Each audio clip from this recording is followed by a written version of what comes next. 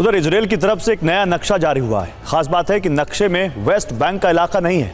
अब सवाल है कि क्या नेतन्याहू वेस्ट बैंक को पूरी तरह से खत्म करने की ठान चुके हैं। सेना के एक्शन से तो यही साबित हो रहा है। 28 अगस्त से वेस्ट बैंक में सेना के जबरदस्त हमले हो रहे हैं। 30 से ज्यादा लोगों की मौत हो चुकी है। सेना कई इमारतों को गिरा चुकी है। वेस्ट बैंक अब तक इतना बड़ा हमला नहीं झेल रहा था, कभी इतना बड़ा हमला वहां नहीं हुआ था। इसलिए माना जा रहा है कि इजरायल अब वेस्ट बैंक के वजूद को ही मिटाने वाला है। ताबड़तोड़ गोलीबारी,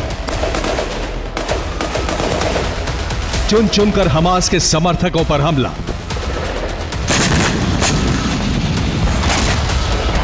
ये गाजा नहीं, वेस्ट बैंक की तस्वीरें हैं। वेस्ट बैंक में सैनिकों की तैनाती बढ़ा दी गई है। जेनिन समेत कई इलाकों में हमास से मुठभेड़ चल रही है। इजरायल के सैनिक हमास समर्थकों को गिरफ्तार कर रहे हैं।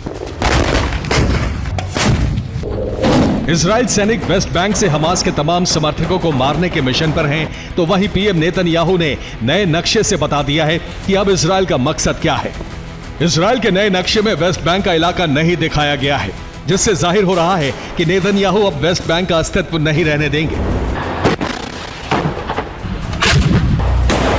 यानी वो जगह ही नहीं बचेगी जहां से फिलिस्तीनियों की आवाज पूरी दुनिया तक पहुंचती रही है।